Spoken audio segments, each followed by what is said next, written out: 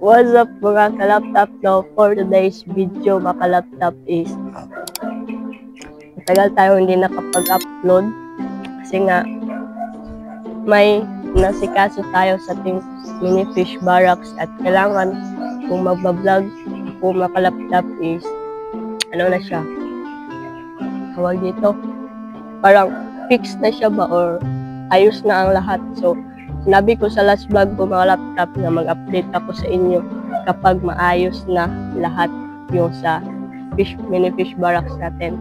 So ngayon mga laptop, okay na sila lahat, and then na-set up na natin sila sa bagong lagayan or bagong area, no? So ayun, pakita ko sa inyo mga laptop yung sinasabi ko sa inyo na i-expand yung mini fish barracks natin. So tara, without further ado, let's go!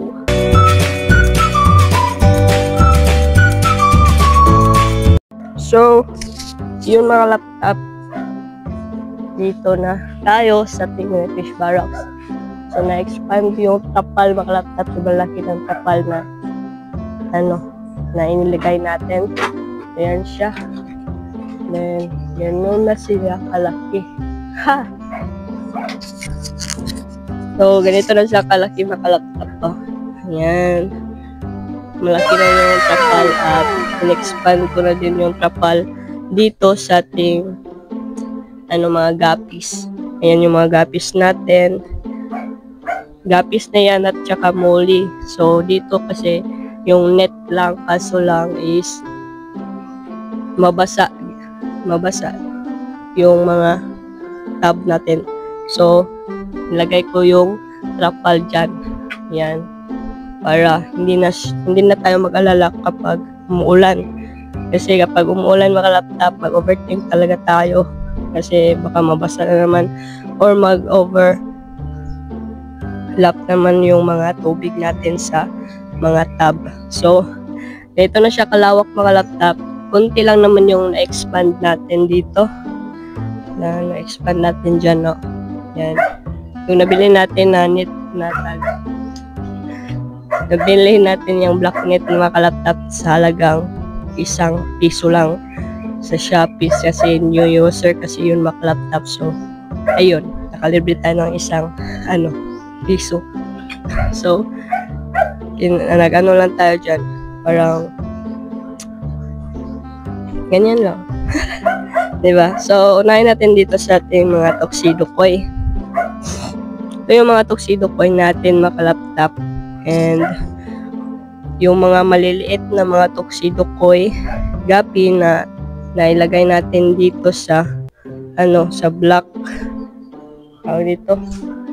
Sa block na storage box is linagay ko sila lahat dito, mga kalaptop, sa ating white na storage box kung saan yung mga male natin na breeder is nandito din kasi para mas maganda silang tingnan na marami. So dyan ko na lang sila paparamihin mga kalaptop kung sakali man na dadami sila, no? So dyan na lang sila. And then yung nabago lang sa air hose natin is yung black na air hose. Yan, nakikita nyo yan.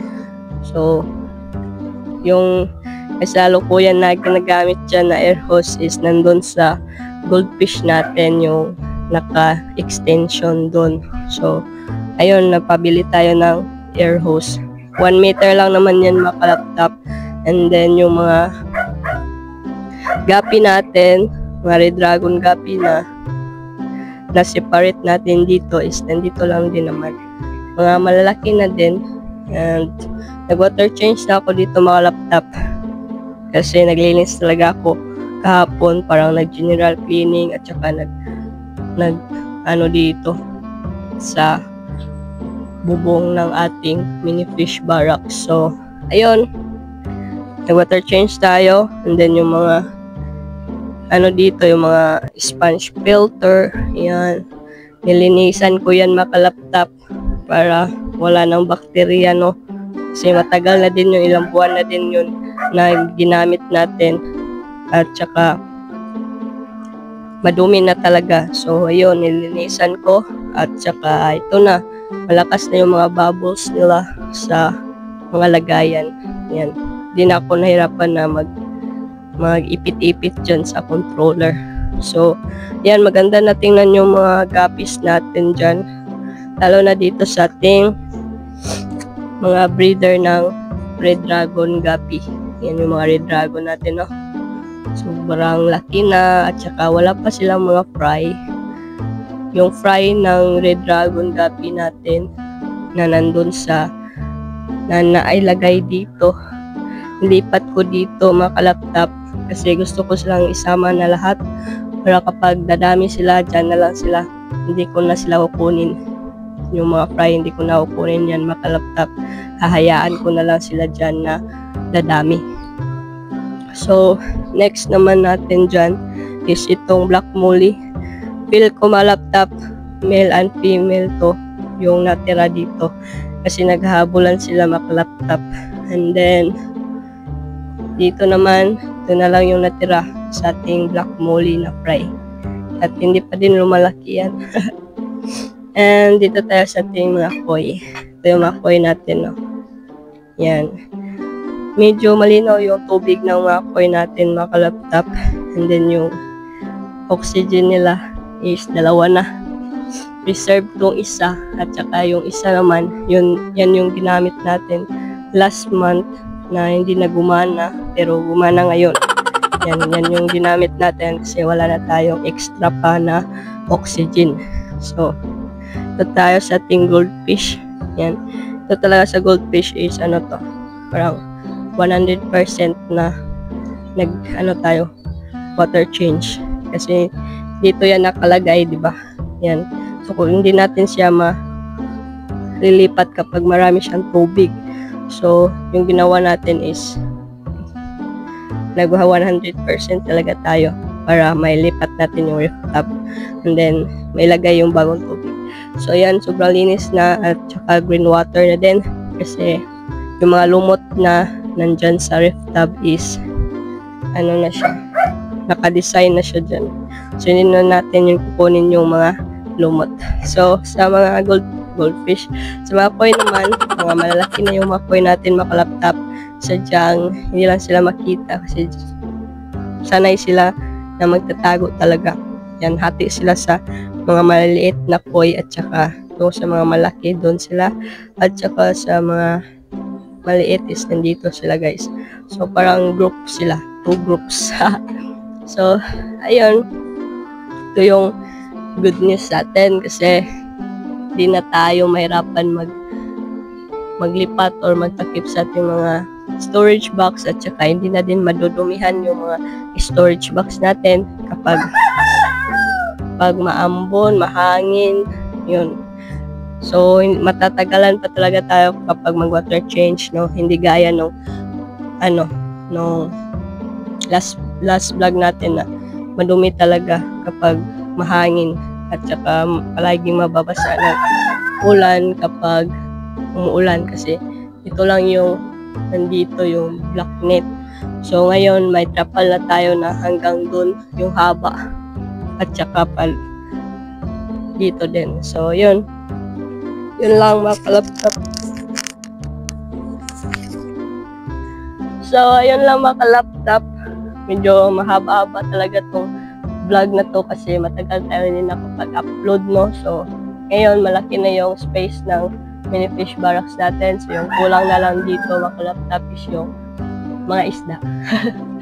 So, may dadagdag ako mga kalaptop na isda. Hindi pa lang ngayon mga kalaptop kasi sobrang mahal ng betta fish. So, plano ko mag-order ako mga kalaptop, no? So, yung malaking space na nakikita nyo dyan sa likod, dyan ko ilalagay yung mga betta fish kapag may betta fish na tayo. So, magdagdag tayo ng bagong isda. Kapag maswertihan naman tayo na mabigyan tayo ng mga guppies or makabili tayo ng guppy na quality, so, dito natin sila ilalagay kasi ito yung section ng mga guppies guys. Ito yung section ng guppy. Yan. Yung malaki dyan is dyan ko lagay yung mga betta fish kasi hindi naman sila hindi sila kailangan ng malaking space kasi nilalagay lang sila sa bote, di ba? Yung malaking space lang dyan is yung mga breeding tanks nila.